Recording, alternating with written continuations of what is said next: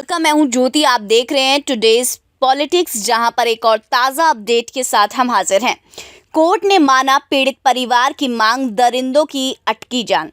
हाथरस कांड में Allahabad high court ने योगी सरकार को दिया सख्त आदेश। जी हां, जैसे कि हम जानते हैं कि हाथरस मामले में कोर्ट जो है वो स्वतः संज्ञान लेकर दलित युवती के साथ कथित गैंगरेप और बर्बरता तरीके से टॉर्चर के मामले में सुनवाई कर रही है, ताकि इस केस पर दुनिया की नजर है। इसीलिए कोर्ट भी कोई भी चूक नहीं करना चाह रहा है। इसके तहत ही इलाहाबाद हाई कोर्ट मामले की काफी सख्ती से जांच कर रही है और अब कोर्ट ने योगी सरकार को बड़ा आदेश दिया है। आपको बता दें कि कोर्ट ने ये कहा है कि यूपी सरकार को निर्देशित किया जाता है कि वे पीड़िता के परिवार के सदस्यों की सुरक्षा सुनिश्चित करे, ताकि उन्हें कोई भी नुकसान ना हो।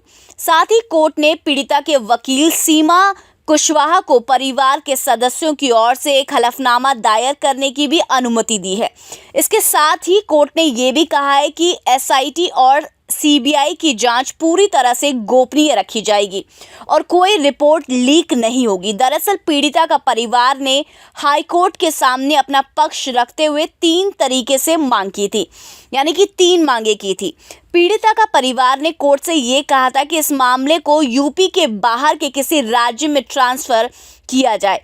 इसके अलावा परिवार ने अनुरोध किया था कि सीबीआई जांच के सभी तथ्य जांच पूरी होने तक इसे गोपनीय रखी जाए। साथ ही जांच की अवधि में परिवार की सुरक्षा सुनिश्चित की जाए। यानी कि कोर्ट ने पीड़ित परिवार की कुछ मांगों को मान लिया है। जैसे कि हम जानते हैं कि इससे पहले इलाहाबाद हाई कोर्ट ने यूपी प्रशासन को फटकार लगाते हुए ये कहा था कि पीड़िता कम से कम धार्मिक रीति रिवाजों के अनुसार अंतिम संस्कार की हकदार थी। इसके साथ कोर्ट ने डीएम से भी ये पूछा था कि अगर वो किसी बड़े आदमी की बेटी होती तो क्या उसे इसी तरीके से जला देते। वहीं हाई कोर्ट ने सुनवाई के बाद पीड़िता के चरित्र हनन करने वालों को भी चेताया। कोर्ट ने यह कहा था कि किसी को भी पीड़िता के चरित्र हनन के प्रयास में शामिल नहीं होना चाहिए।